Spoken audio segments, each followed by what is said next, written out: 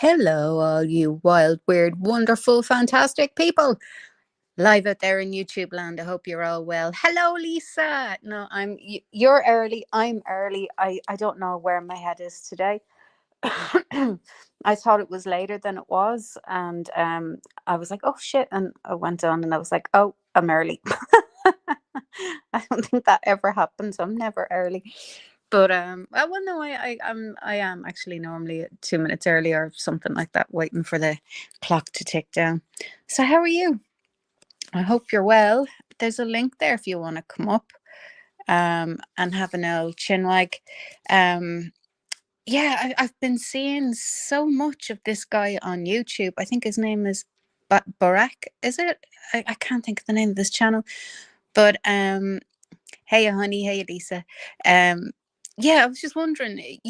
Have you ever seen that channel? He was talking about this little girl being raped by Muslims and left for dead by an imam. So that's like a priest, isn't it? In the Muslim kind of religion. Um, yeah, I mean that it's horrific. It really is horrible. Yeah, and then I saw another story. No, it wasn't in Europe, but this other guy again marries this 12-year-old, and she has a baby, and it was a girl, and he beheads her, and oh my god, it's just, and like he's walking down the road with her head, like he's holding it by the hair, and it's barbaric, and if those people are coming over here with that kind of ideology, I mean, we all should be terrified. I mean, we all should be absolutely terrified. You know, um, yeah, I mean, it's scary. You can implant these people anywhere, but they're still going to have their own belief system and their own ideology, and it's actually terrifying. I mean, that poor little thing. Can you imagine being a 12-year-old? I'll have to share the post. Do you know what? To be honest with you, I think the whole thing just traumatized me so much. I've forgotten where it was, but I can't remember. I will share the post. I'll share the post. Um, but yeah, I mean, it's absolutely soul destroying. Hey, lady, or YouTube lady, YouTube lady. I'm not dyslexic. Tell me you're dyslexic without telling me you're dyslexic. Lord, I can't help it, can I? Anyway, yeah, can you imagine being a little 12-year-old girl and, being abused, even though you're married, it's still abuse. And hey, Lady Stardust, um, and then getting pregnant, and then can you imagine? I can't even imagine how a little 13-year-old, or maybe she was even still 12. I don't know, that would go through that and come out of it like, oh, and then to be brutally beaten and her life taken the way it was. I mean, oh my god. But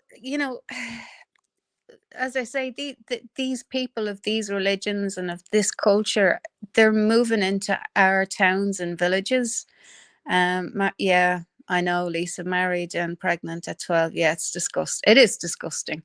um but the these men with these ideologies, and even the women, they're moving into our towns and villages, and if this is the kind of culture that they're bringing to our countries with them, they need to go home. They really do. They need to go home, because this is sick. It's deranged in so many different ways.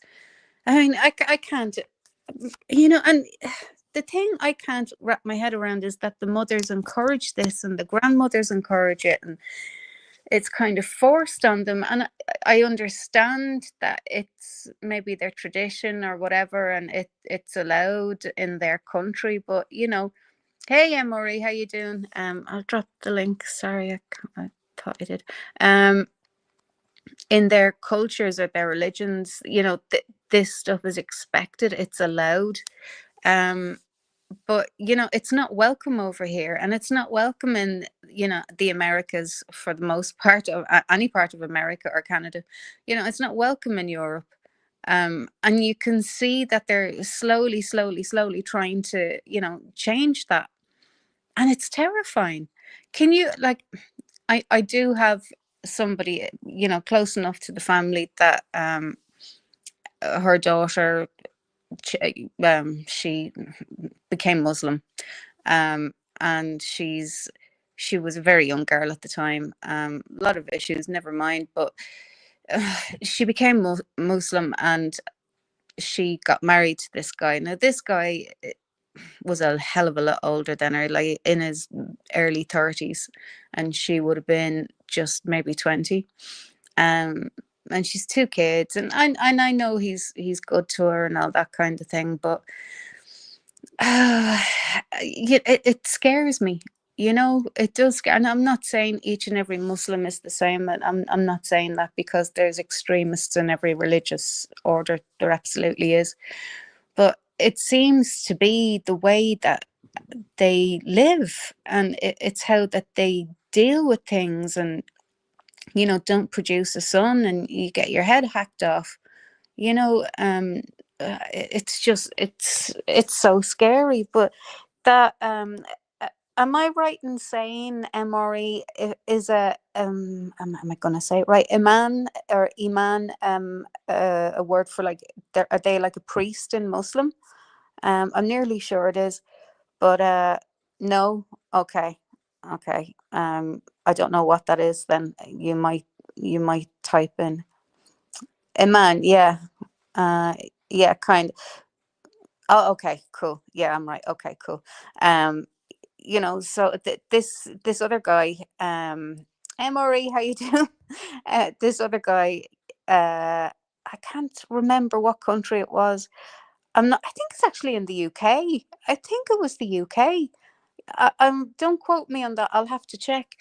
But yeah, this little girl, great, shall we say, not just by him, but majorly him. He's gone through all the kids, and he feigned mental health, and he's not arrested. He's not locked up. He's not anything. I don't. I can't get what people are allowed to happen these days. How are you doing, Emery? I was just finishing breakfast and gonna go to work in a little bit, but I seen that you were live, so I Yeah, popped in and yeah, an imam is your equivalent to a priest, or a Jewish person equivalent to a rabbi, yeah, yeah. and like a Hindu to a monk, right? Perfect. Yeah, Yeah. yeah. I was thinking I was right, but I wasn't 100% sure. But yeah. So this guy, as far as I know, there's a lot more victims of his horrible abuse. But yeah, Who is he's he? I heard a little bit of it. Is he like someone from your country or something? no, not, and I think it's in the UK. You know what I'm going to do? I'm going to post these two posts, or these two articles on my channel, and everybody can read them up when I'm done here. Because I tell you one thing, I am so fucking horrified. I knew the things that people do in their own country, in Muslim countries, in Iran, or wherever, whatever. Um, and that's their business. It's their country. It's how they want to run things. That's fine.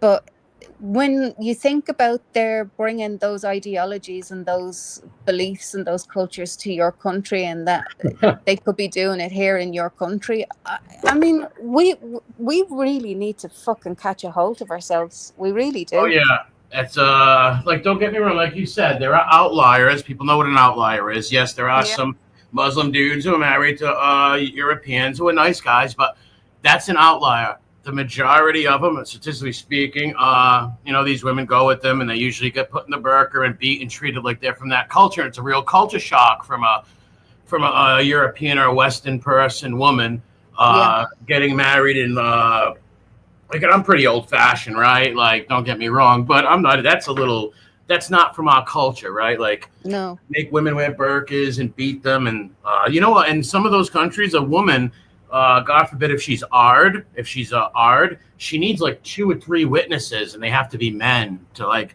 it's almost impossible. God forbid if that happens to a woman for the man to get prosecuted. Well, Really. yeah. So when it comes to the West, it's really like oil and water don't mix, and all of it does is lead to like you might have like 1 or 2 good cases, and you've got 600-700 nightmare cases, right? Yeah, it's true. Because the cultures are so different, right? The religion, the culture is just so different on that, you know? Yeah. I mean, like, who thought that this was going to be a good idea? I'd like it's not. No one thought it was going to be a good idea. This is a well thought out plan. I don't know who's doing it, right? Like, I don't say like I'm the smartest guy who's behind it all. But this is. Do you think that all these European countries and let's be honest, all these white European countries were just filled with all migrants organically? No, or you wouldn't have the NGOs on the shores pushing them on. And yes, it is the governments, the people who are these sellout politicians, these Irish, English, French, Italian, all these sellout politicians who take the money and don't care because you know why? Their immediate family lives in a gated community, protected with money. You know what I mean? The middle class, lower class don't have that. So they're right up in the mix of it. Yes, God bless Poland. Poland don't have to worry about their Christmas parade getting a car ran through it, right? They don't have to worry about that because they don't play that shit over there. God bless the Poles. The balls on them people. Yeah. Eastern Europe is way better off than Western Europe. Oh my God. Our Western countries, Italy, Ireland, France, Germany, forget about it. Those, it's so sad. But the Eastern European countries are the ones that are holding strong and don't go for that shit. And I have so much respect. They always make jokes about Polish people being stupid. No, they're not. They're very, very smart people. No, they're far from stupid. I can attest to that. My dad's partner is Polish, and she's a highly intelligent woman. She's a beautiful person, really, just a beautiful, beautiful person, but highly intelligent. But I got cousins that are half Polish. Polish and Italian. Oh, nice. Oh, well, I'd say when there's an argument in that house, you'd want to leave. Yeah, they actually get along good, but I'm only messing. No, it's true. So a couple of my cousins are a little out there and crazy, right? But good people, though. It's a bit like Italians and Irish being mixed, you know. We got so many half Italian and half Irish people here in America and in my cities and around me where we could make our own nationality. Like, you know how many friends I have, and even ex-girlfriends and stuff that were just half and half, just like me, right? Half Irish, half Italian. Yeah, it's incredible. It is incredible when you think about it. You could make your own nationality. It's kind of about Europe. Let's really talk about Europe. The Europeans always moved around. If you think about it, look at Anglo-Saxons. What are the Saxons? They were a Germanic tribe that migrated to England, just like in France. Where does France get its name? From the German tribe, the Franks, their throwing axe that came in and conquered Gaul. And that's why it was named France, Francia. You know what I mean? From the Franks. Well, I didn't know that, but fair play to you. I didn't know that. And that's something I've learned. Even Italy. You go to the north of Italy, Lombardia. Anybody with the last name Lombardi, Lombardo, they have Germanic blood in them. The Germans settled northern parts of Italy. The Germanic tribe, the Vandals, settled in central Italy. And then the Visigoths settled in southern Italy. So they colonized. My point is, Europeans have been all around, like Rome, right? Rome ruled all of Europe, and people were going everywhere to provinces. So the Europeans, just like every other nation, I move around a lot and stuff like that. History. Yeah, it's just funny to me that the Italians and the Irish seem to gravitate towards each other. I think it's because we have pretty much the same type of family values. Well, yes. In Ireland, I mean, over here, it's because. They were rivalry at first. There was a rivalry between the Italian and Irish, big time. But what brought them together is living close together and the religion, especially Irish Catholics and Italian Catholics. So many of them, like even my friends without Italian last names, their mother's from Italy or something, right? And their dad's an Irish guy, right? Yeah. It's just so many. And the proximity, right? They all came to the cities. So the Irish came first to the cities, and then about 60, 70 years later, the Italians come in and stuff. So they had a little bit of rivalry. Then they end up working together, having kids together and stuff like that, right? But you still got a little rivalry there. Like even when I fight with my Irish cousins, you're a no good wop. Or I fight with my Italian cousins, like you're a no good Mick, right? Like Oh no. just joking around though, you know what I mean? I know. It's they'll say, "Here comes the Irishman," or "Here comes the Italian." Depends what family's house I'm going over. Oh no, the Italian's here. It's like so. Growing up, every time I argued with my Irish cousins, "You're a no good wop," or I argued with my Italian cousins, "You're a no good potato." You're caught in the middle, but love them both. Okay. That's funny. My auntie's husband was born in England. And that's it. They just happened to be there when, he came a little bit early, and he was born in the UK. So my granddad, anytime my uncle kind of walked into the pub, they'd come down generally on a Sunday and might go for a Sunday afternoon pint. And I'd go down and see them, and my uncle would walk in and my grand would go, here's the Englishman. Get his medics ready for him there. Give him a pint of that English ale. In front of the whole pub, and my poor uncle would just bow his head and be, "Oh, fuck off." But see, even though our cultures are different, we're all Europeans, and we all do have the same religion, right? Christianity, for the most part, right? You have different denominations of Christianity, but in general, we're all Christians. May it be Protestant, Catholic, Lutheran, whatever like that, right? And that's a huge thing right there. That keeps us together. Yeah, and I think it's going to be probably one of the only things that's going to keep us together, and I think you're going to find a lot of people going back to the faith now. I hope so, because without caring about your race and religion, you give it up, and your country, you will be outplaced, you will be replaced, sadly. That's just a fact of it. Now, people can call that racist, whatever it is. That's a fact. You can't get away from that. And like I said, I got no problem with, a few migrants coming over and living, no problem, right? But not when you're at the number where you're outpopulating the native population. That's when we got a huge effing problem. Yeah. Like a huge problem. Yeah, and as I've said many times before, I have no problem with people, migrating to Ireland. I don't, but come in the right manner. Come in, do your proper paperwork. Well, all right, but what about this? I got to throw this at you. What about if they all came in with the proper paperwork and they still outplaced you? That would still be wrong. You know what I mean? Well, that would still be wrong. Yeah, they have a duty to, and so everybody, every human being, no matter what nationality or race you are, you have an obligation, a duty to keep your ancestors' line going and keep your traditions and keep your country. That doesn't mean you can't help other people or be nice to a few other people that come over and whatever. God bless, right? But like I said, that's like us going to, me and you going to Thailand and telling them they all got to be Irish, right? And be Catholic. That wouldn't be right. That would be wrong. Or us outpopulating them, right? Thousands and thousands of us going there. That would be wrong. That would be colonization. Actually, it's a form of genocide, actually.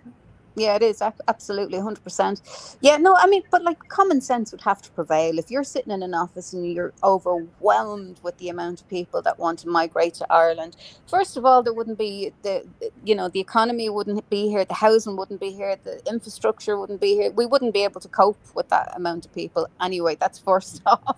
Thank God. Well, that too. But you must. A big responsibility comes. I see somebody in the chat saying, "Stop the boats." The problem is the NGOs, the non-government officials, and go look up those NGOs. When you get a chance, look at them NGOs and look who funds them. I want to just go and when you get a chance and check that out.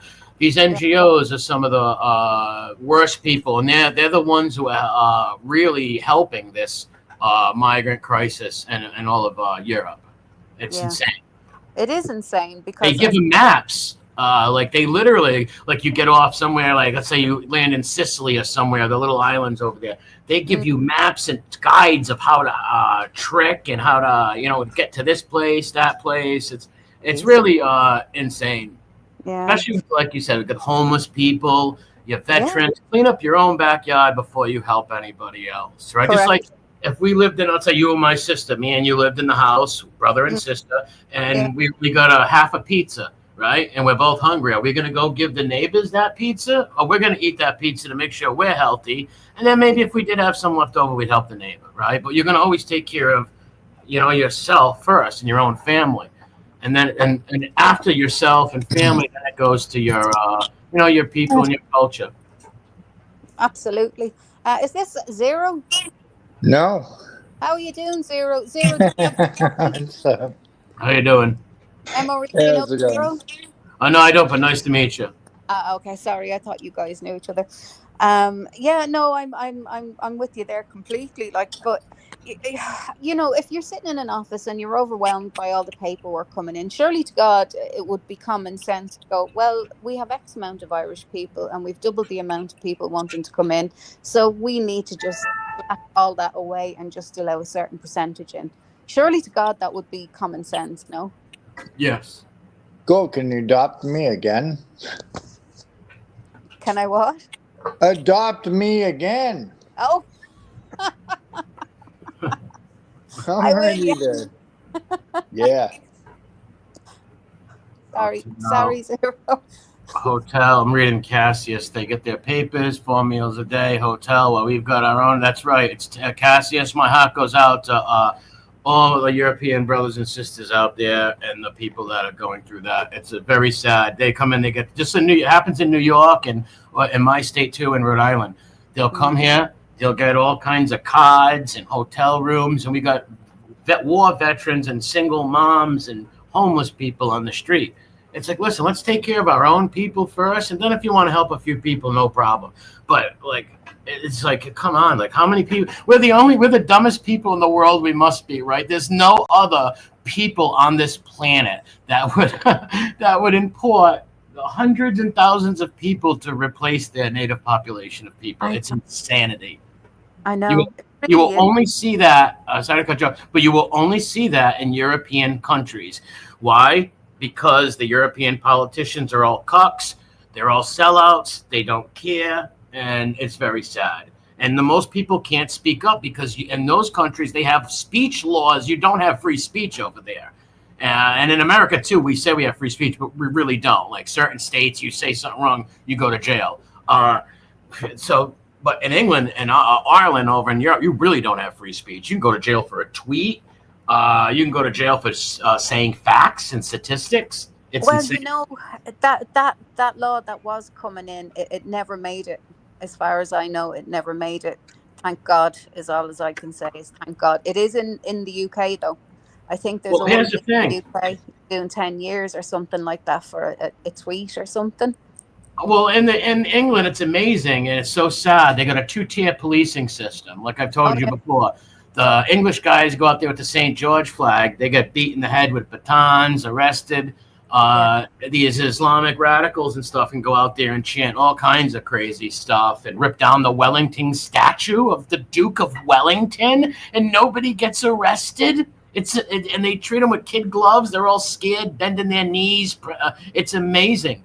And when you show weakness like that, it just says, all right, they're weak. Like, send everybody in. Like I said, I'm hoping that some politicians in these countries start running on a right-wing platform and a platform to deport and stuff. Not everyone, but a large amounts of people that came here in the last 5-6 years, right? You got to. If not, these countries are not going to be the countries that everybody's known. They're going to be totally changed. And like I said, when you become picture when you're a minority in your own country, you're going to be a hated one too. And it's going to be all over. And that's the worst part, to think you're going to be hated in your own country for being that person, a native of that person, of that country. You know, it's just insanity. I mean, the more I see on a daily basis, the more I find it so hard to wrap my head around, you know? Well, luckily nowadays, like I was talking about this 10, 15 years ago, right? I knew about this stuff. I've been talking about this for years. But I am very happy, and it's a great sign to see that there are so many people in the mainstream nowadays talking about these subjects that were never talked about, only on the back streets of YouTube and stuff, and you get banned and shadow banned. Now it's hit the mainstream, and hopefully people can. I hope it's just not too late. I hope it's not too late, because demographics is destiny. You cannot. If you do not deport, demographic is destiny, and there's nothing you can do. Yeah. So I'm just hoping that Mother Europe fucking wakes up Yeah. Not the Well, people. The I people are know. great. I mean, the politicians. Sorry. Yeah, no, I listen. I'm here with you. I mean, I think our politicians have screwed us over and have been screwing us over for fucking decades. You know, absolutely decades they've been screwing us over. Not only in Ireland, but in most of Europe, if not all of it. You Yeah. know, Well, and not I all of Europe. Eastern Europe, Poland, Estonia, yeah, uh, all of it. Ukraine, Russia. There's still parts of Eastern Europe that European looks European. You go there, it's Europe, right? Like I Yeah, said, Poland don't have to worry about their Christmas parade having a car run through it like they did in Germany, or was it France? Right? The guy smashed into a Christmas parade to yeah, kill a bunch of people, and that's sick. You don't see. That might happen some places, but I never really. Can anybody pull up anything where a bunch of Christians just go and just kill a bunch of people? I don't no. see it much. I'm sure it's happened, but I'm sure it has, but I think that those priests that like to, inflict pain, they like to inflict. What was it, Opus Dei? I think that's them. yeah, They're I actually know a few Opus Dei people. They're a little out there though. Like beating yourself and stuff's a little too much for me, right?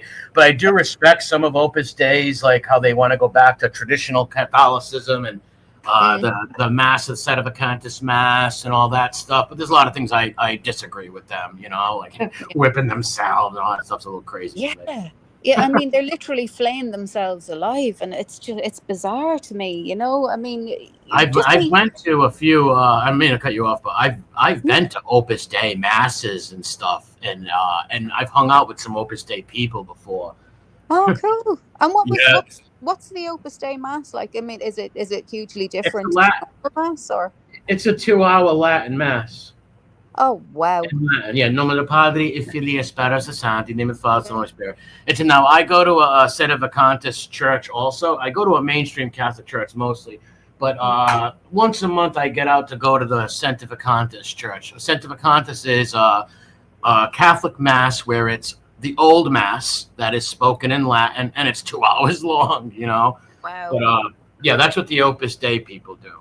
Yeah, I think it'd be a nice thing to experience maybe once. I don't know. I find it difficult to get through an hour in mass, and never mind 2 hours. I'd be bouncing off walls. Especially in Latin, right? Like you don't know Latin, so No, I don't know. I don't know a huge amount of Latin, but I just with me, I have ADHD. I'd be bouncing off the Oh chair. yeah. Well, You'd now have to tie me down. the Catholic mass nowadays is like 30 minutes, not even nowadays. It gets chopped down all the time, the mass. But Yeah, I think they're trying to accommodate too many people. I mean, well, that's it's the like. thing. Oh, I'm sorry. Go ahead. No, it's just like people's lives are really busy and they're just trying to slot in with people's lives. And I can understand it, but it's just a little bit sad. I disagree with it because people's life should revolve around church, right? Should be around religion and stuff. Yeah. So if you're gonna if you're gonna follow a religion, follow it, right? Like I'm a Catholic. I go to church on Sundays, and I'm not a good Catholic. I sin all the time, but I do my rosaries. I go to church. I don't hurt people or nothing, right? But I'm a sinner, like we all are.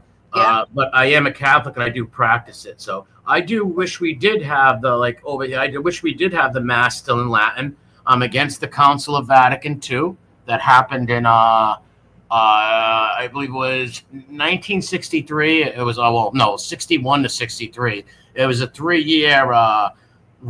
They called it the modernized the church. It actually destroyed the church. Yeah. It's not baby love substance. It actually destroyed the church. Yeah. The Second Vatican Council, but that's I'm going on into a rabbit hole. But No, you're grand. You're grand. Yeah, and the thing is, I love listening to Latin. I actually love it. I think it's very beautiful special. language. Beautiful. It's absolutely beautiful. Just to listen to, Mass in Latin is beautiful. So I actually would have no problem with that at all for an hour, but 2 hours for me personally, I hear you. I get it totally. you want to tie me down. My godsons, I took them one time, and they were like, "Uncle, I'll go to the other church with you, but I'm not coming here no more." They were going nuts in there, right? 12 and 11. They didn't, Oh, they were like, yeah. what did you take me to? And every time we went to church after, like, we're not going to the Latin one, right? I'm like, no. I hope you got them Let's see. pizza afterwards. The three languages that derive from Latin is Spanish, French, and Italian. That's The right. three languages that derive from the original Latin language. Yeah. And Yeah, all beautiful languages. isn't it? Yeah, but I love listening to Latin. I think it's just a beautiful language, and I do love when they do say maybe the odd prayer in Latin. And I can't speak it fluently, but I know the prayers, right? I only know prayers in Latin and salve, hi, bye, little things like that. So I couldn't legitimately speak Latin to somebody on here, right? yeah, I just know my prayers and stuff. yeah. Well, we would have done them in school, and we would have done them in Irish as well. And now, if you ask And me, Gaelic, that's another beautiful thing that they should never they should teach that language more. And same with the Welsh. They should let the Welsh have the English subdued the Irish and the Welsh from speaking their languages. It was outlawed in Wales for years, where if you were caught speaking that, you'd lose some fingers. But when here it wasn't if you were caught speaking it, you were just shipped off to America. Arrested and shipped off to America. So that's what made me laugh about. They were indentured servants. No, they weren't. Half of them were just arrested for speaking Irish, or stupid little things that. Well, there was some indentured servants, yeah. There was some. Most of the people left because they wanted either a better life or they were getting treated like crap by the English, right? And they wanted to leave, because the Irish have been persecuted for over 800 years, right? Yeah. So, a lot of people. Yeah, it was, the plague, or not the plague, when the potato famine happened and all that kind of thing. That's when people were trying to leave, really, because everything had just gone tits up here. People were dying, millions were dying. The potato famine. Oliver Cromwell was that scumbag with a mastermind behind that. Yeah. The terrible wars that Cromwell bought. He even killed the king over in England, executed him and everything. And he was just one of those crazy Puritan types, like the Pilgrims. And you see, that's how, somebody can take something nice and twist it and make it something perverted. Do you know what I mean? Yes. And I'm not saying I hate all the Pilgrims, right? But I'm just not a fan of the Puritans, right? Like, even though I have much respect to the Pilgrims and all that, I'm just not a big fan of the Puritan denomination of Christianity. Yeah, no, me either. I think it's seriously flawed, and it wouldn't be for me either. But then again, I am Catholic. I was born and raised Catholic, but I wouldn't be a very good Catholic. I wouldn't necessarily go to mass all the time. I will go if I get the urge to go, but I wouldn't go a lot. Well, at least try to say a little Hail Mary or something at night. Grab your rosary beads at night or something and tell the Blessed Mother and Jesus that you love them. That's all you need to know. Yeah. Well, I mean, I always do say a prayer during the day for, if somebody crosses my mind that I haven't spoken to for a while, I'll say a little prayer for them. Little off topic for a second, but Cassius, I love the name. Did you take that from Cassius Longinus, the Roman? I don't know if you know, he's one of the men who killed Caesar. He was part of the 27-man plot to kill Caesar. I don't know. I'm just asking him real quick because Cassius Longinus, and he fought Spartacus too. He fought against Spartacus and all that stuff. Yeah, he did. Oh, he did. Yeah, Cassius Longinus. He was actually Brutus's brother-in-law, Marcus Junius Brutus, one of the E2 Brute. Even though Caesar never said that. Caesar never said to Brutus, "You too, my son," right? That was just put in there by Shakespeare. But Brutus was the last one to stab him that day. Yeah, great history, though. Yep, Cassius Longinus. He was a great Roman, He was killed at the Battle of Philippi in Greece. It was a 2-week battle. He died in the first day of the battle. And he thought, when battles go on, it's very confusing. You know what I mean? You're gonna have good eyesight. Your centurion's gonna have their flags and banners and know what's going on. It was very dusty. He couldn't see what was going on, and he ended up getting killed.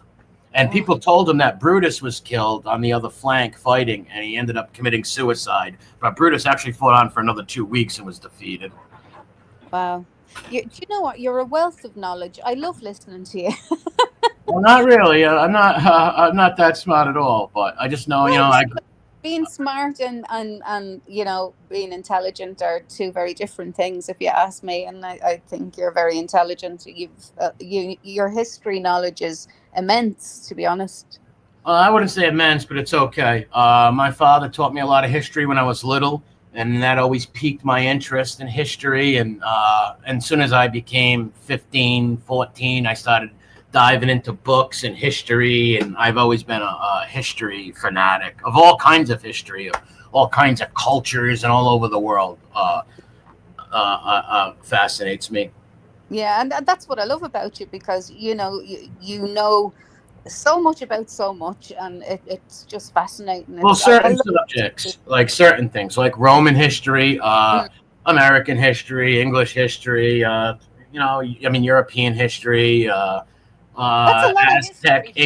Inca, Mayans, the Aztecs. I always had a big respect for the Mayans and Aztecs and stuff like that. The samurais are very cool. Oh, I even love learning about Shaka Zulu. He was a great war chief, a brilliant war chief.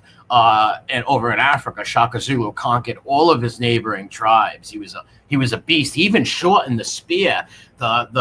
The Zulus carried this long spear until Shaka chopped it in half and made it 10 times more easy to thrust and everything like that. He was a genius. And they used to wow. fight in the bull formation, like they would set up as like bullhorns, the army. So when you come in, the back starts backing up. So you think you got them. I mean, the front, the head of the bull starts backing up, and then the Yeah, horns surround you, right? The yeah, horns surround you and enclose you.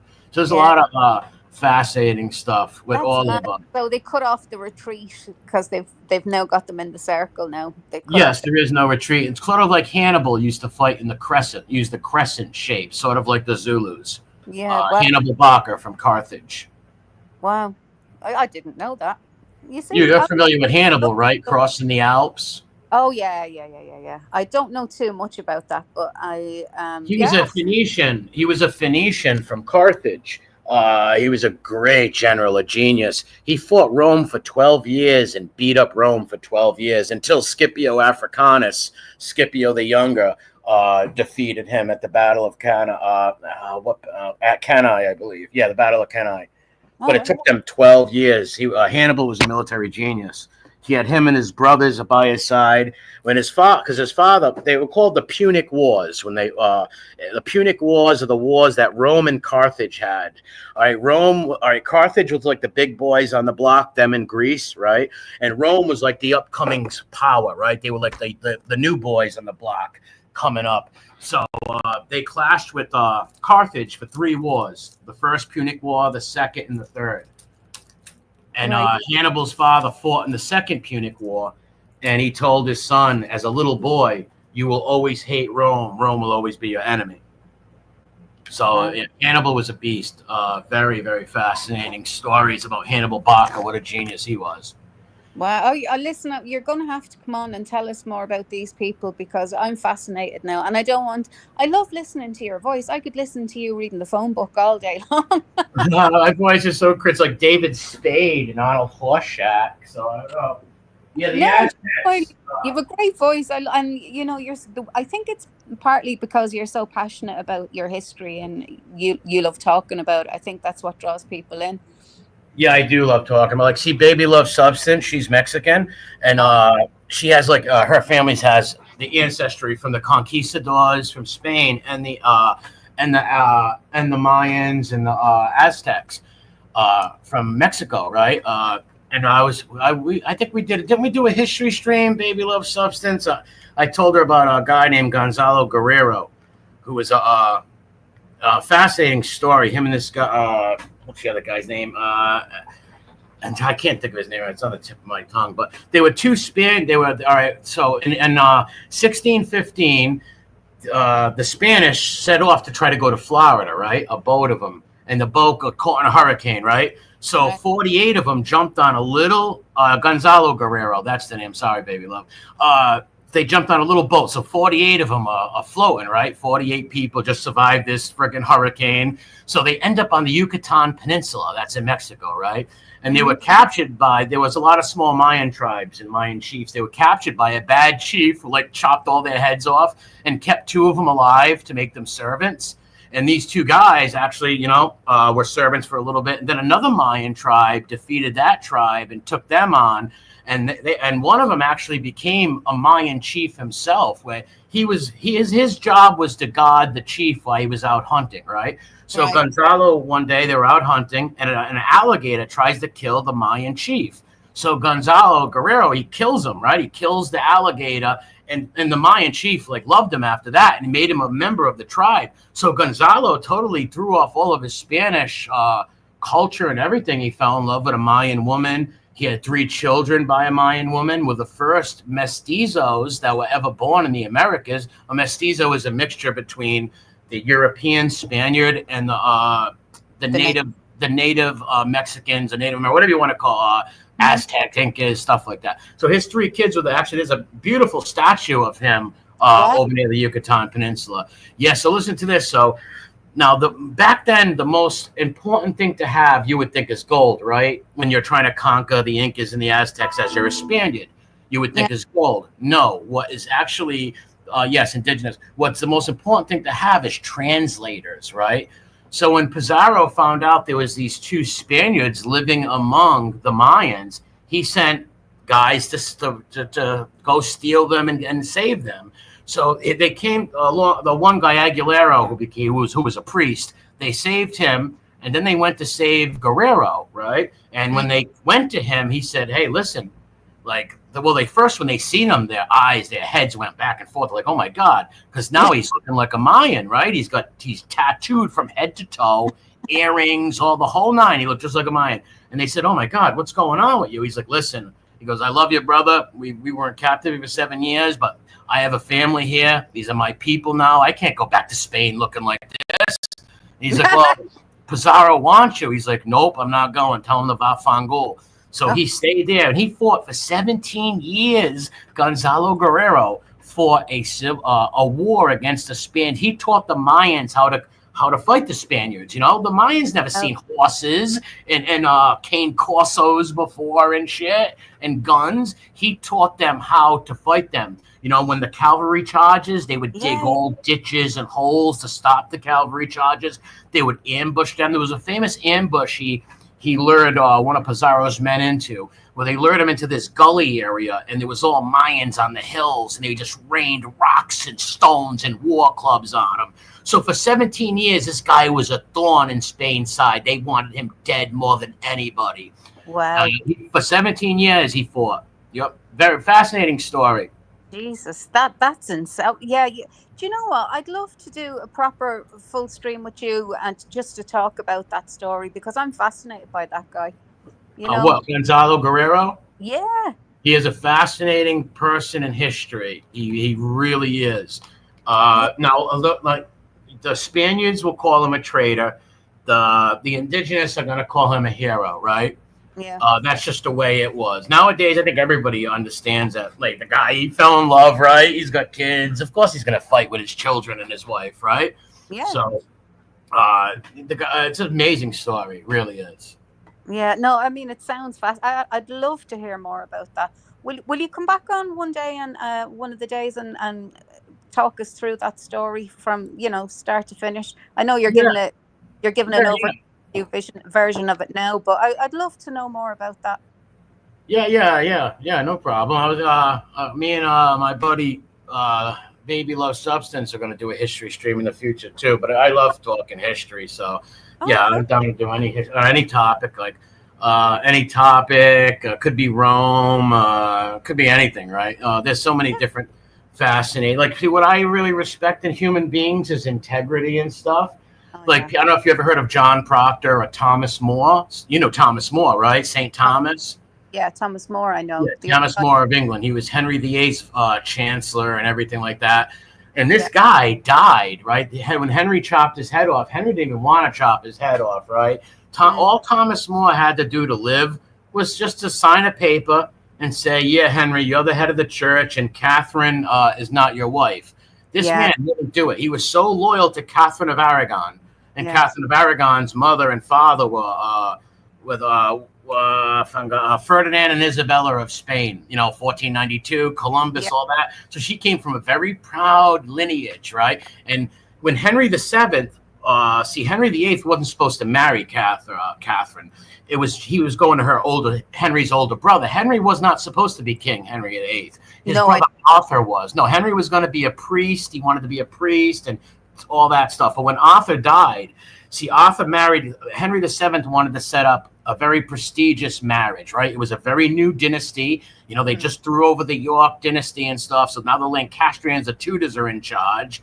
They want to set up a strong dynasty and a monarchy. So he set up this very prestigious marriage to Catherine of Aragon. And Arthur got sick a week after the wedding. He was sick. He was sick during the wedding also. That's why he couldn't consummate it. And he died. So the father didn't want to lose that prestigious wedding, right? So he's like, well, my oldest son's dead. That now the Spear, who's Henry VIII, you have to marry Catherine. And they were married for 16 years, and he loved her. He really did love her. And she actually saved the country for him while he was over in France in the stupid Battle of the Spurs. There was a huge uprising in England, and Catherine friggin' mobilized the army with her lieutenants and generals over there and literally shut down a huge rebellion for Henry and everything. She did give birth to many children, but they all died except one, Mary Tudor, who became Bloody Mary. Yeah, she was born in 1554. She became queen in 1554. I'm sorry. So he wanted to keep that marriage. So Henry was married to her for 16 years, and then Anne Boleyn comes along, and so my point is Thomas More and also a man named Cardinal Fisher. All they had to do, and Thomas More's wife and kids came to him while he was in the Tower of London, and they begged him. They're like, Dad, just say it. We know you don't believe it. Just say it. Just say Henry's the head of the church and Catherine's not his legal wife. You'll be alive. We'll keep our fortunes. You'll be able to come home. And he's like, I can't do it. My conscience won't let me. I'm not going to do that. He went down with the ship. Like his law, and I admire that. It's very similar to John Proctor, the Salem witch trials. All this man had to do to live was wear a W on his shirt as a witch, right? That's all he had to do. He wouldn't do it. Like in the movie, you can go watch the movie with Winona Ryder in it. It was excellent. The Daniel Day-Lewis played a great part of John Proctor, and I love how he screamed. They're like, why won't you sign this? He's like, because it's my name, and I have one of it. It's my conscience. I have one. I am not calling myself a witch. If you want to kill me on these trumped-up charges, go ahead. But my soul is good. I'm good. He's not doing that, and I respect that kind of integrity and audacity and never giving up and sticking to what you believe in and do not betray the codes that you believe in. Yeah, well, I'm pretty much of the same mind. I mean, I'm very much of the same mind. You have to be principled about things in life. You have to stand for something.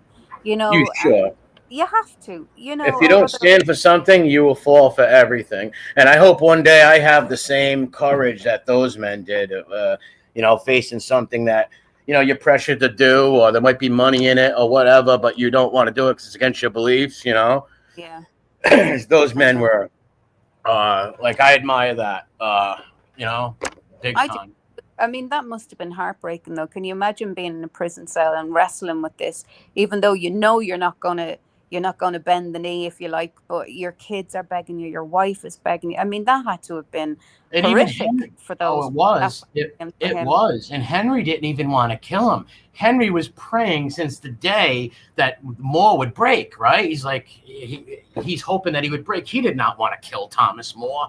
Thomas More and him were very close. Yeah. Henry VII brought Thomas More around when Henry was very young. Thomas More was one of the most populous people in Europe. He was good friends with Erasmus.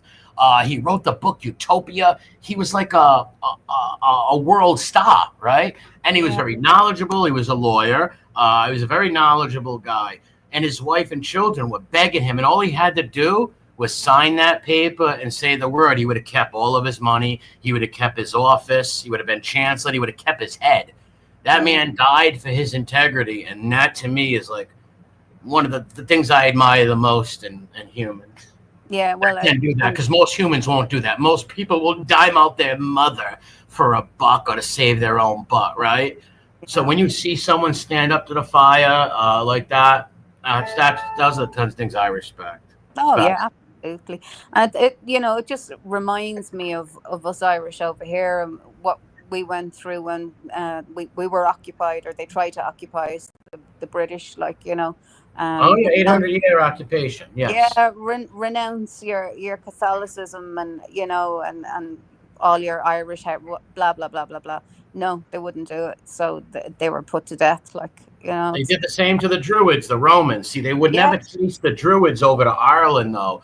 The Romans were scared of Ireland. They were scared of the sea. No, I'm serious. They were scared of the sea, and they were also scared of they were very scared of the mythological Druid stuff, right? They were very scared of that. Yeah. Very, because the Druids, some of them would run into battle painted all in blue, naked, right? Like, so they went over. They cleansed them in England, though. They basically eradicated all the Druids over there, but they all went to Ireland and they were safe. They did, but I mean, can you imagine that though? To a Roman soldier, you have this mad, hairy, loud thing, blue yoke, naked, screaming, running at you with a spear or something. You wouldn't know what to make of it. You would run. I mean, what the fuck is that? Yes, it was psychological warfare, but here's what the Romans had, what the other countries didn't have. This is why the Romans beat everybody. Because the Roman military machine, that's what it was. It was a military machine. It was organized, disciplined. Unlike the Germanics and the Gauls in France and the Irish and the English. All right, let's say that like any battle in England or any Roman history, right? All right, there's a battle line. Let's say there's 20 guys in the line. You fight for only 15 minutes. Your centurion blows the whistle. You turn around, go to the back of the line. The guy in back of you jumps up and starts fighting. The Brits and the Irish and stuff didn't have that. Their guys on the front line swing their sword until they can't swing it no more and get tired and get stabbed in the belly real quick by the Roman gladiators. So they had a huge advantage logistically. Look at Julius Caesar. Did you hear the Battle of Alesia? Wow. I did not know that. You'd blow the whistle and then they'd change around every... Wow. Yeah, that's how they... How do you think they won? You think the average Roman soldier, put him up against any other soldier, he's the same as him, right? No better. But when you put the Romans together in the testudo hombre, how they were drilled and trained to be and move as one, that's why they were so unbeatable. Yeah, I never really sort of dove into the battle tactics of the Romans or the... amazing. That's fascinating. Yeah, MRH, my bro, what's up? Yeah, fascinating isn't the word. The logistics, things they could build, right? When you get a chance, check out the Battle of Elysium. It was Julius Caesar. Elysium was a city, right, that Vercingetorix held. And this was a war that was going on in Gaul, modern-day France. Caesar was trying to conquer Gaul, all of Gaul. And the last tribes that were holding out was Vercingetorix tribe, and they were in this city of Elysium. So Caesar builds this big wooden wall around it, right? A huge stockade around it, so they can't get out. All of a sudden, 200,000 fucking Gauls come behind the line, right? They come marching up to relieve the city. So you know what Caesar did? He built another wall to keep them out. So he was fighting in the picture a wall to the right and to the left of you. And you have guys attacking you on one side, and then the people coming out of the city to attack you. It was amazing of logistics and Roman engineering and military tactics that won that. It was one of the most amazing things in history. It was crazy. That is insane. I mean, would that even enter your head to do that nowadays? Like, you know what I mean? But not obviously build walls like that, but you know what I mean? Well, the Romans learned that very, very young. See, people, when they think of Rome, they think of all of Italy. You got to remember, Rome started as a little city-state, right? Conquering its neighbors, its Italian neighbors, right? The Etruscans, the Latinians, right? Conquering all them, and then eventually calling them all Roman and letting them all be Roman citizens and stuff like that. But Rome only started as a very, very little city. Very little city. But what made them so great was their their military engineering, their military logistics skills, the discipline. Matter of fact, Caesar's great uncle Gaius Marius, he revamped the whole Roman army, right? And they even called them Marius's mules because they carried so much shit with them. That's why the Romans could build things anyways, because the average Roman soldier, you always carried a pack. Each legion, a legion of men, 5,000 men. These legions were all equipped with ballistas, right? Like huge fucking, you know what a ballista is, right? It's like a sort of like a catapult, big crossbow thing, stuff like that. Each legion would have all these people. They would even have their torturers with them, people who crucified people. They had it down to a mathematical science. That's how they conquered all of Europe. Because like I said, the average Roman soldier, you put him up against a German guy, he's just as good as him, or he's going to get beat because the German guy's way taller, right? Yeah. But as a team and as a machine together, they were basically unstoppable. Jesus Unstoppable. It's like they moved the whole city with them when they move around. Well, yeah, Rome. Yes, any province that was conquered was considered a province, and they would take a lot of Romans there, and they would also do this, like they did in Germany and in Gaul. It worked great in France. They would take the chief's sons. They would take let's say if you were a chieftain of, let's say, the Iverni or one of these tribes, right? Rome would take your sons while they're little, and they would take them to Rome and raise them and treat them really good and raise them, and then send them back when they become men. So when they go back to their places, they're Romanized, right? And they would also give a lot of people in Rome incentives to go migrate to these provinces and stuff. So it could be easily Romanized and stuff like that. But they would take the Gallic chiefs and the Germanics. See, it didn't work in Germany, though. That's where you had the guy Arminius in the Teutoburg Forest when the Germans slaughtered 20,000 Romans, 5 Roman legions they wiped out. Yeah. Because one of those boys who were taken, Arminius, was taken as a young boy to Rome, and he ran through the ranks. He was great. He excelled. And then Rome sent him to Germany, right? Back to Germany to, to get his tribe in order and all that stuff. So when he comes back, that blood thing was there, and he took the side of his people, right? Which I admire him for. And he actually turned on the Romans and told them, what's his name?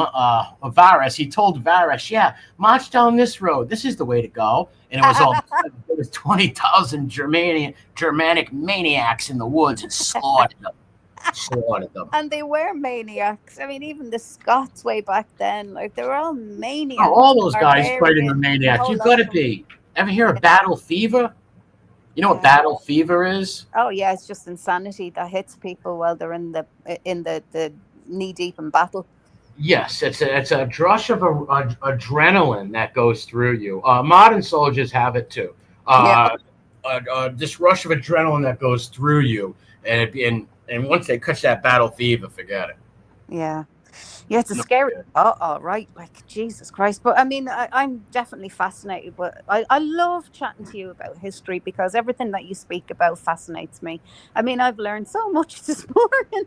I mean, the whole battle thing. I mean, I knew it was fascinating and I did love the Roman era and all that kind of thing. But it was just something I suppose I never touched on was the armies and how they went about things. But fucking hell, it's amazing, really. And the roads too. Remember? Oh yeah. The old saying, "All roads lead to Rome." Well, that comes from all the Roman roads they built everywhere. Why did they build these roads? So armies could get places fast. Commerce, merchants could get places fast and stuff. So that's why they built these roads all over the place. And their empire grew so big, and then obviously when something gets so big, it gets corruptible, and all that happens, and then they fell. The Western, matter of fact, Rome fell, but the Eastern Empire, Constantinople, stood for another 400 years, 500 years. Yeah, that's Turkey now. Yes, it's Turkey now. It's Istanbul now, but it used to be Constantinople. And one big beef I have with the Western people back then and the Pope is they did not back Constantinople. We did not. The only people that went and helped Constantinople was a bunch of genuine mercenaries who are unbelievable. But the Pope and the kings of Europe should have sent people to help Constantine the 17th. who was the Yeah. Roman emperor at the time. Because now we lost Constantinople, a Christian city that became under the Ottoman Turks under Mehmet. Mehmet, I'm trying to pronounce his name wrong, but he was one of the best Ottoman friggin' rulers you'll never see. The guy was a genius. He's the one who conquered Constantinople. He almost conquered all of Europe. Thank God we stopped him in Germany. Oh my God. But yeah, by taking Constantinople really led to like the Albanians becoming Muslim and all them because they conquered all them areas, right? And I don't even like talk. It gets me so mad that we did not go back our Christian brothers and sisters. I All know. because of politics and greed. But you know, hindsight is a wonderful thing. But you know, back then, you just got along with life, as your rulers would say. Okay. Well, the average person, true, but not the leaders and the upper classes and the royalty. They all could have sent people to back Constantinople, and they didn't. Neither did the Pope. It really pisses me off because we lost so much ground, right? We lost the Holy War, and they literally took parts of Europe. Because Albania used to be a Christian country, wasn't it? Yes, it was until Constantinople fell. Yes. Yeah. So was Turkey, and all of that. Yeah. All of that was all Roman province at one point. Right. Before that was a Greek province. Like before the Romans, the Greeks and Carthage had everything else. They had most of Carthage had Spain. The Iberian Peninsula was under Hannibal and Carthage, right? That's right. And that's what Hannibal's army was mostly. A lot of people always say, "Oh, Hannibal's army was a bunch of Africans." No, there was African soldiers, yes, but the bulk of Hannibal's army were Iberian soldiers and a lot of Roman city-states who flip-flopped and just went with the winner. Yeah, kind of like mercenaries type of thing. Yes, yep. Yeah. And there was a lot of forget about the mercenary. There's so many mercenaries back then. That's what professional soldiers did, especially when you're at war for 10 years and then war ends and you've got all these soldiers and they need jobs. You're not going to go back to making shoes. No, they want to keep doing their soldiering. Well, yeah, because I mean, if you're in the army or somebody, or if you're on some mission, you're somebody outside of the army. A lot of these guys had no trade or no way of earning money. They weren't anybody. Back in normal life. And that was a massive, massive problem for a lot of the men when they come back from war, So that's why a lot of them would keep going back on tours or going back to war because they weren't anybody at home in their home, which was quite sad. Yes, no, you're right. Most of them were just regular people with no trade and stuff. Their trade was soldiering, And that's when Marius made the army professional, and it wasn't at first Rome was citizen militia, right? Once he made a professional army that was always there, like you didn't get months off, you're always there. That's when the army really started conquering, becoming really great. Yeah. Because they became professional soldiers, Yeah. Yeah, I mean, it's just completely fascinating to look back on. It really is. I mean, the one thing I actually need to brush up on is the old maps, where you were talking about Constantinople, which is now Istanbul and Turkey and, Persia and all of that kind of thing. I must go back over the old maps. Persia is very fascinating too, with Alexander the Great conquering the Persians, and before that, the Persians trying to conquer the Greeks at Thermopylae and all that. Yeah. Alexander the Great, that was all revenge for the Persian invasion of the Greeks.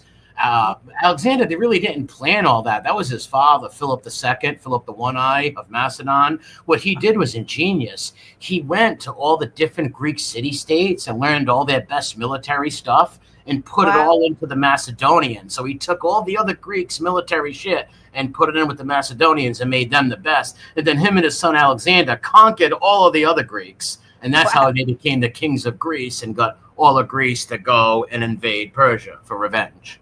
Wow. Jesus. Alexander fought on his father's right flank. Military tactics is, I suppose it's really interesting when you hear somebody telling it in a passionate manner, because normally that would bore me to tears, but now I want to know more. See, in history, it's like people say, well, I had a shitty history teacher in school, and that will do it. If you got some boring history teacher who's Bueller, like you got to make it fun and interesting. If you don't make it fun and interesting, most people aren't going to listen. You're going to get bored, and you're not going to care, right? Like Yeah. I had this one history teacher. He was so boring. I actually knew more than him, and I embarrassed him one time. Me and him got in an argument about Caligula one time, and I embarrassed him. Like he was so boring, and it was just it was so bad. And he was Yeah. trying to. And I got the thing with Caligula where he said that Caligula was insane. He made his horse a senator. He thought his horse was going to be a good senator. I says, no, he didn't think his horse was going to be a good senator. He did that to insult the institution of the Senate. He did that to insult the Senate. Look, I just made my horse a senator. Then he made him a consul. He hated the Senate because the Senate helped kill his family. They signed off on the murder trials that Tiberius had, the other emperor before Caligula, who killed his father, his mother, and his 3 sisters lived because they were little like he was. They were very young. That's the only reason they lived. But no, he made his horse a senator to insult and degrade the Senate because he was an emperor. He hated the Senate. So a lot of people think, oh, you know, history, like don't get me wrong, and history is always written by the victors, right? Oh yeah. So and after the Caligula, because they were part of the Julio-Claudian dynasty, Julius Caesar's people, right? You had Julius Caesar, Octavian, Tiberius, Caligula, Claudius, then Nero. Then that was it. Then you had the year of the 4 emperors, where 4 men fought to be emperor, and Vespasian won. That came in a new dynasty. And when the new dynasty came in, they wanted to smear the old dynasty, right? You know, so they went with a lot of the crazy, even though, Caligula and Nero were fucking nuts, don't get me wrong. But they weren't as crazy as a lot of these historians try to say they were, because, like I said, a lot of look at Shakespeare, for instance. Shakespeare was a propagandist of the Tudors. Why do you think he called Richard III, Richard the Duke of York? Why do you think he called him a hunchback and a crippled and all this stuff? Richard wasn't a hunchback or a crippled. He might have a little scoliosis, but he fought in the Battle of Towton. He fought in all the battles of the Wars of the Roses on his brother's right. He commanded his cavalry. So my point is, these historians are always going to write the history to make their politicians and kings and dukes happy, or they're not going to be writing nothing no more. So the victor goes of spoils, and that goes the writings in history. You know, if me and you go in a room with swords and fight, whoever comes out's telling the story, right? Well, that's true. So if you beat me, you can say, well, MRE came over with a big swing, I ducked, stabbed him there, whatever. You know, the winner writes the history. Yeah, it's kind of sad. Even modern history now, when you look back and you go, "Hang on a second, that wasn't the reason for this. This isn't the reason for this. This is bullshit." You know, and it's just sad. It's like everything is being edited. That the real truth of people's histories or things that are happening even nowadays, it's not being told. No, it's not. It's all been hidden and kept quiet and sat on, and like listen. When they control, I mean, I talk. I'm sorry. No, you're fine. When they control your textbooks, and when they control what propaganda goes on the boob tube, right, and what goes in the papers, and like your textbook, what you're taught in school, you know, they control a whole generation. If right now, if they gave me and you control of the media and all that for 10 years, well, the whole generation watching that would be like, you know, whatever we wanted them to be, basically, right? Well, believe the stuff we wanted them to believe, right? Oh, and so we make good cartoons instead of these sexual, perverted cartoons, make good, wholesome ones, stuff like that. That's what I wish could happen, but good luck on that. But yes, they suppress a lot of information and stuff nowadays. Well, it's the same in Ireland. Like the other day, there was 2 people stabbed in Dublin City, one in Foley Street and one in Talbot Street. The one in Foley Street was okay, minor injuries, but the guy in Talbot Street, he had a punctured lung, and they hit an artery in his leg, and he had a few other stab wounds in his body. You know, but that wasn't on the news. Why wasn't that on the news? No, they didn't put that on. I love what yes, like MAGA. I voted for Trump. I'm very mad at Trump right now with this Epstein stuff. He's looking like an idiot. Trump is, and I'm a Trump voter. I voted for him twice. The day he came down that elevator, I was voting for the guy. What came out of his mouth, I'm voting for. But here's the thing. Nothing to see here. Who cares about Jeffrey Epstein? We do, buddy. We care about him. And so did you. Said you did too. But know what happened? They must have seen him. He's in that stuff. He is in those papers. He's got to be. He's got to be. He's got to be in there. I don't care what anybody says. Now, do I think he was messing with little kids? No. I think he was probably sleeping with some young girls, maybe 18, 19, that looked a little young that they could blackmail him with. God, I hope he wasn't sleeping with no 16, 17-year-olds, right? But they definitely got him on something, right? Yeah, they have him by the For short sure. something. He looks like an idiot right now. It's embarrassing. Do you know what? He reminds me of one of these little kiddie toys rolled in a load of Cheeto dust. But doesn't he? He's got that peculiar yellowy sort of yellow orangey color. Yeah, that's all the stupid tanning he does. But I could give a shit what he looks like. It's his actions, and he said it out of his own mouth. Me and Jeffrey have a lot in common.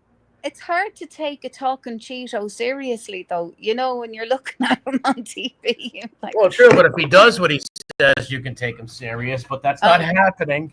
That's not happening. And specifically with the Epstein stuff, out of his own mouth, he said, "Me and Jeffrey have a lot of things in common. We both like young, beautiful girls."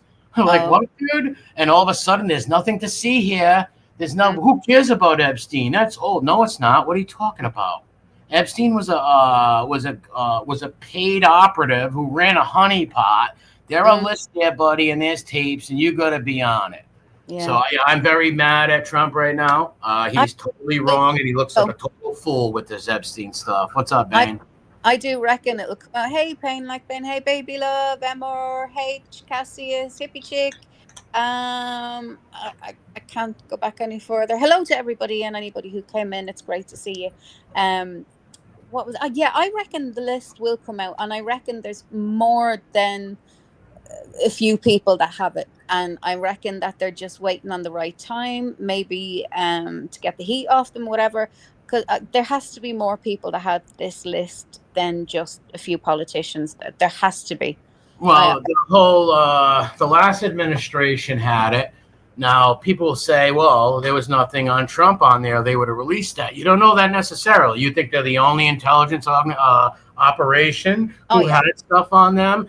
No, I believe Mossad did, because Jeffrey Epstein was a Mossad asset. Ghislaine Maxwell, her father, was the biggest Mossad spy around. Mossad and the CIA have always been known for sexual blackmail and honeypots. That's their cup of tea.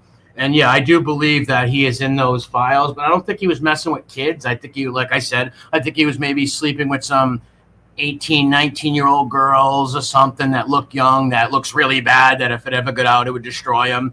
And he looks like a moron right now. I'd have more respect for him if he came out and he said, yes, I am on there, but the young lady that I was with or enjoying the weekend with was 18 or 19. And he should go out of his way to find them and to have them interviewed, you know what I mean? And just, and to say... That would never happen, though. Just say what their age is. And, 100% at the time I was 18 or 19 or whatever. I think if he is on that, and that is the case, that is the direction that he should go in order to preserve what's left of what people think of him. Well, here's the thing. It would ruin him, bro. It would ruin him. It might, if he could prove that the girl was overage, I wouldn't care, right? I'd be like, all right, hey, as long as you keep your campaign promises and you weren't hurting children, right? No underage girls, and it was consensual. But if it wasn't consensual or anything like that, no, I'm sorry. No, if it wasn't consensual, I'm there along with you, But I don't care how much I like somebody or whatever. If you hurt people like that, I don't like you no more. No. I'm sorry. Any sex crime is just a no, a massive no for me. Any kind of sex charges and crimes is nope. I'm sorry, creepy. But what I'm hoping is, and this is a hoping thing, I'm hoping maybe he's trying to protect somebody else or something. That's why he's not releasing, because it makes no sense. He looked like an idiot up there saying, you know what? Why do we keep talking about Epstein? Who cares about him? We got Texas and all this other stuff going down. So what are you talking about, dude? This talks about the integrity of our country and our friggin' CIA and all this stuff. And Epstein was trafficking children, dude. These are girls from high schools and shit. Yeah, it's horrible. And, I still don't know whether he's dead or alive. I don't know neither. There's a lot of different theories. Yeah. I mean, I can't remember somebody's theory the other day that it was somebody else's brother that was it Clinton's brother or something like that. Roger Clinton, Roger.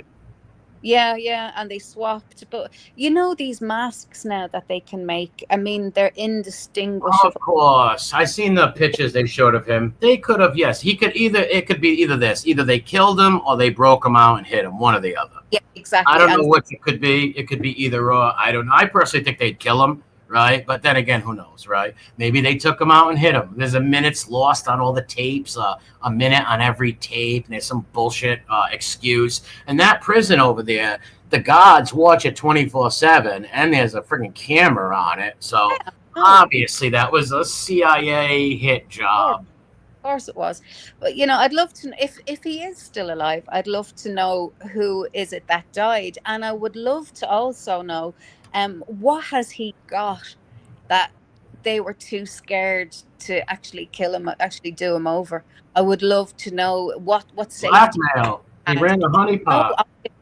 But like they must have thought, if he is dead, okay, they must have thought that they got everything. And if he is still alive and he's in hiding, he's still got a lot of goods and he's not giving it up and he's not telling them where it is, but he's able to drip feed them little bits of proof. Do you know what I mean? Very possible. That's very, very possible. He could be, like you said, he could be on an island somewhere, or living somewhere, being protected and, you know, keeping his mouth shut. And the deal was, hey, get me out of here. Yeah, if anything happens to me, I got somebody who's going to release all kinds of stuff, right? Yeah. Family member or somebody paid, who knows? But yeah, that's all creepy stuff. And that Trump made a big mistake with that, big mistake. And let me tell you, some of his loyalist supporters are disgusted with him with that. Disgusted with him. He should release all them files immediately. Let all those perverts be exposed and these honeypots be exposed. Because there's people getting hurt. You know, children, young girls getting used and abused and all kinds of shit. Yeah, the way they were trafficking kids all over the place as well. Yeah, check out from high schools. Yeah, they would go to the high schools and give these girls who don't have a lot of money, right? Give them a couple of $1,000. Hey, bring your friend to do the massages. And then we're doing the massage. They pull out money in front of them, you know, and persuade them and bully them or whatever they do to get these girls to do this stuff. You know, they'd pay for their education or, you know, oh, we'll pay for learn how to do this, or you want to go to art school, no problem, we'll pay for that, and you can do masseuse as well. And you know, they had them, you know, they were fucked if they didn't, they were fucked if they didn't, you know, because they weren't going to go to college if they didn't have the money. They couldn't get the money unless they did X, Y, and Z. So it was just horrible the way they had these young kids and young women bent over a barrel, like, you know, just it was horrible. The whole thing was so, I mean, and to think that a woman had a hand and part in doing this. She was vicious. Ghislaine, you got to think, her father schooled her since she was very young. Yeah. She went everywhere with her dad. Her dad, Robert Maxwell, was a huge, very powerful businessman and, like I said, a Mossad CIA spy, right? Asset. So, and he was with her. He took her everywhere. He schooled her like she was his son. So after he was killed on a yacht, matter of fact, unofficially drowned. They killed him though. And she went right on and kept doing it, you know, her and Jeffrey. Yeah. I don't know if she was a mother or not. I don't know if Ghislaine's got kids. I'm not sure. No, she doesn't have any children as far as I know. But thank God for that. Yeah, because that line, they also die out. Yeah, they also made a deal with her and keep her protected and all that stuff. You know, it's like, we got all these people. Like, she was his top person. Why isn't she spilling our guts to everybody? Yeah, I know. Right? Like, well, you know why? Because there's so many people. Prince Andrew, all these politicians, a lot of these celebrities, powerful people in business, industry. All those people were at Jeffrey's New Mexico ranch, at his Manhattan. The biggest apartment, a residential place in Manhattan on his island. So there is so much footage of these people. Hawk was on, not Tony Hawk, Stephen Hawk was on his island. Yeah, Stephen Hawkins. Yes. Yeah, with a load of other scientists and whatnot. Now, thing is, there were people that were on the island that he would rub shoulders with because he liked the prestige of being around these highly intelligent people, because he saw himself as being one of these highly intelligent people, and maybe he was, I don't know, but I And don't evil intelligent, but you got to think this guy out of nowhere was funded by Leslie Wexner. This guy was a high school teacher, and all of a sudden he's got an island and all yeah, this shit. Like, come on, it's I know, insane. I know. A maths teacher, wasn't it? I think. Um, Yes. but yeah, I don't know. The whole situation is bizarre from start to finish. But I wish she would open up and start talking. That would I never really happen. They'd kill her no. before that. Yeah, They she's would obviously. Jeffrey her. They would Jeffrey her before that. Oh yeah, absolutely. There's obviously some been big deal being cut with her. What's the deal with that? Is that court case over? I know I didn't keep up with it. Oh, it was Ghislaine's? Yeah. Yeah. That's all done with. And how long does she get? Or I believe she'll probably be in there for like, I don't know, another 10, 15 years. I'm not sure exactly. But here's the thing. Someone will pardon her eventually or something like that. Who knows? yeah, I mean that's a crying shame if that's all she's got. She should have got life without possibility of parole in federal. Like, you know what I Yeah, mean? of course. He should have been gassed. Yeah, well, obviously, yeah, electric chair job, but actually, is she American or is she English or French? She is a dual citizen, I believe, with England and Israel, or Right. America and Israel. I'm not sure. Okay. Yeah, She might not be a dual citizen, but I know she is Israeli and English and maybe French or something like that. Oh, yeah, yeah, because that's Ghislaine. I think that's French, isn't it? Yes, but they are also, like I said, Israeli too. Yeah. Well, a bad mix. B. Hawkins, A bit of a bad mix. But yeah, that whole situation was mad. The way he was on his boat that day, and then he just drowned. No. Yeah, Quinky Dank. Just like, Yeah. well, go look up Jim Trafficant, right? They said he took a heart attack and died while he was cutting his lawn. And he was one of the biggest people speaking out about Israel and stuff like that. And all of a sudden, he ends up dead. Yeah. Right? Like these secret intel, like these Mossads and CIA are very corrupt. They will kill anybody. They are very corrupt and bad. Now that don't mean I hate America or every Jewish person or nothing like that. I just don't like the intelligence agencies. I don't like the current right-wing government of the Likud party, like Ben Gvir and all them guys. I don't like them in Israel. I don't like them. But the average person's a good person and stuff. And there are some good politicians over there who don't like the Likud party and all their radical genocidal stuff. Yeah. Wasn't there more Orthodox Jewish people that have walked away now from Netanyahu? I think that only happened the other day. They just said that we can't be a part of this. No, the radical right wing in Israel are the reason he is in power, because if it wasn't for them, he would have got prosecuted. Well, when you get a chance, go watch the Bibi files. He's gone to mad corruption. The Israeli, I forget what they're called, but they wanted to prosecute him so bad. Soon as when he stops being prime minister, he's getting prosecuted by his own country. Why did? Yeah, you know that he's still in power. That's why he can never leave his job, because if he does. He's getting bye-byed, you know what I mean? Yeah, he's going to jail. Oh yeah, he can never leave his job. So I mean, he's literally going to die in that job one way or another, like, you know. Yeah, he's gonna. They're going to try him on all corruption charges, and that's why he actually made in the last election he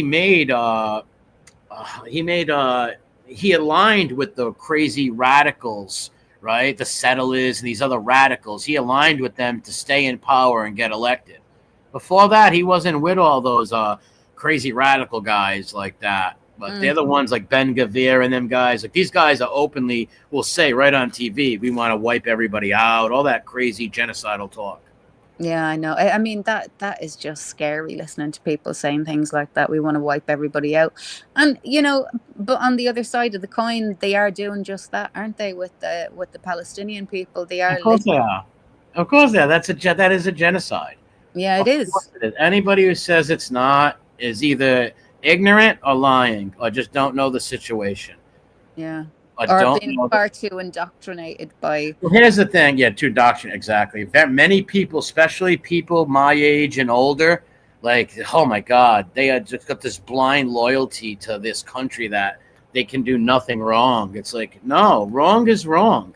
Yeah. And those people are humans. I don't want any human to be hurt and babies to be killed. I don't care what your nationality, what religion you are. No babies and people should be killed. So those assholes, Hamas, who killed those 700 Jewish people on October 7th. Yeah. All right, why don't you just go in Palestine and arrest them? You control Palestine. Why don't you just go in? If a bank robber robbed a bank in my town and he hid in my town, we're not going to blow the whole town up, right? No, we're going to go arrest them. So, oh, well, they're hiding under hospitals. Well, then go catch them. Don't blow up 2 blocks of people and kill children. Yeah. Like, you know how many babies have been killed in the last year? No, It's so sad. So, and then they won't even let journalists go in there. and you know what? Journalists can't go in. You know what annoys me is like you've got the Jewish now, and they're saying, well, do you know what Hamas is, and do you know what Muslims is, and do you know this is the law that you know this is the people that you're fighting for in Palestine? My answer to that is, this isn't for us. This is about right and wrong, and about human beings. The way I see It is. this Hamas is not the Palestinian laws. Like, they're just they're just a Yeah. political party. That's it. Yeah. Stick your Muslim aside and your religion aside, your Jewish aside. As human beings, what you're doing is wrong. It's wrong, and that's where the Irish have always stood. It's just It is wrong. you know. Oh, 100%. Without a doubt, it's wrong. Like I said, all right, a bunch of people killed people. Go in and arrest them people or kill them people. Why are you blowing up whole cities? When you control the city on top of it, Yeah, you can just go in there and arrest everybody, right? Go under those tunnels, go under those hospitals and arrest people. You don't blow people up and kill people. But you know? that's the plan, though. That's been the plan. They're going to Of course it does. it, you know. Been the plan since 48. Yeah. It's called the Greater Israel Project. Yeah. But when you say that, people, oh, you're an anti-Semite, you hate Jewish people. No, I don't, you moron. I just hate people who are killing people and doing wrong. Like, stealing people's land is wrong. It was wrong back in the old days, right? And it's still wrong now. Oh yeah. So, like, give me a break. So, like, I don't, I don't understand these, like, these stupid Christians who us like all Zionist loving and stuff. I just don't get that. It's like, what are you doing? Like, wrong is wrong. Yeah. Like, if my people, if Italy or Ireland was killing a bunch of innocent people, I'm sorry, but hey, you're wrong. My people are not. Hey, stop that, right? Yeah. Like, Yeah, well, I agree with you. I mean, I think the day for, all this vicious fighting has to be over. It has to be. The only way forward now has to be talks. And, we can do things peacefully in a peaceful manner. We've learned that through many, many years of killing each other. We can do things in a peaceful manner. But, the rage, I think, in people nowadays is so much that it's nearly blinding them now. There's so many things coming at people from different... a lot of people are waking up, don't get me wrong, but yes, when you control the government, right? Like, they control their government, the Likud party's in power, or all right-wing crazy radicals, and then you have the Republicans and Democrats who both cower down and give Netanyahu anything he wants, right? No matter who's in power. I don't care if it's friggin' Republicans or Democrats, they get their bread buttered. No matter what, right? No matter what. So it's just like the Ukrainian war too. We shouldn't be over there butting our nose in that shit anyways. Number one, we backed the coup in 2014 that overthrew the government and put Zelensky in power. We should be minding our business with that stuff and not get involved. But, explain to me where Zelensky got all his money from. Because he's got like 50 million for a comedian. A comedian, actor in the arts. He's another bought, no good bastard. Oh, yeah. where did yeah, so that's fascinated me, and he's going around the world looking for money, and I'm like, dude, if you believe in your cause so much, you've plenty of it. Just fucking take it out of your bank and spend it yourself. But oh no, no, no, no, he'll go around the world begging off everybody. I kind of liked the way Trump handled him. He just sort of dismissed him, like, when they went in to talk to him. I kind of thought, yeah, I kind of like you sometimes, Trump. Yeah, that was good. But like I said, all right, all right. See, parts of the Ukraine are Russian speaking, the Yeah. eastern parts, because during World War II, Joseph Stalin, that communist scumbag, he killed so many Ukrainians and wiped them out and moved all Russian people speaking in. So now, like in the Crimea and stuff over there, that used to be Ukraine, it's now occupied by the Russians. Those people are mostly the majority Russian. So when they vote, they're voting to be part of Russia, right? So it's like, hey, all right, why don't you, Zelensky, why don't you say, hey, okay, all right, let's stop the war. You already have that. Take it and don't go no farther, right? Because the Ukrainians have the right to be Ukrainian and have their own place. But, many years ago, like I said, Stalin moved all those Russians in. So what are you going to do? Keep fighting a war over that? Yeah. Just give it up. Because all it's have is people losing lives. Yeah, I know. And there's generations being wiped out over stupid fucking stuff that could be settled over a sit down meeting, and well, maybe not one session, but I'm sure over time, people can make Well, arrangements and agreements and just leave each other alone.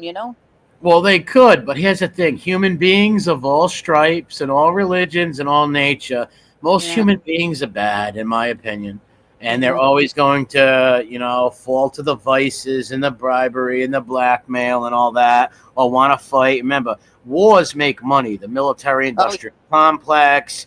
So- These people make billions and billions off of this stuff. oh, I Right? know.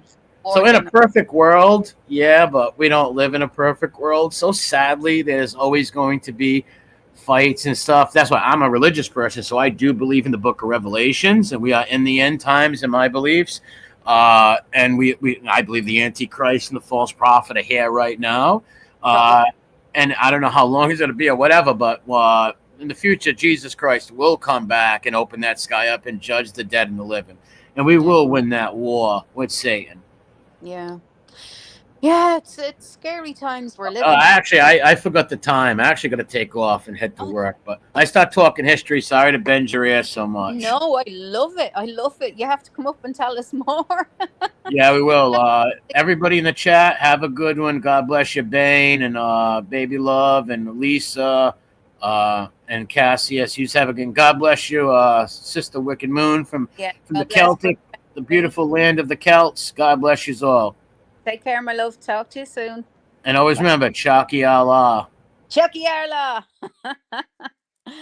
Yeah. So, oh wow. I mean, my head is just going in 20 different directions there. I mean, he's a fascinating man, and I just love his head. You know what I mean? He's got so much information and history on things that I taught in school used to bore me. The army end of things. I just never really kind of got into it, but when you hear somebody telling it that's so passionate about it, it really changes your mind on it. And you go, holy shit, this is really interesting, you know? But yeah, I really, really enjoyed your company, MRE. And I always love your opinions and your take on things, because it's always so refreshing, and it's so interesting. And definitely we got to do more of that. So I'm gonna leave it there, because it was absolutely fantastic having MRE up. I'm gonna go and do a little bit of looking up a few things that he's mentioned. So on that note, lovely people, I will love you and leave you, and I will see you guys next Monday. Have a fantastic weekend. Everybody have a safe weekend. Take care. God bless. Love you loads. Mwah. Be good. Bye.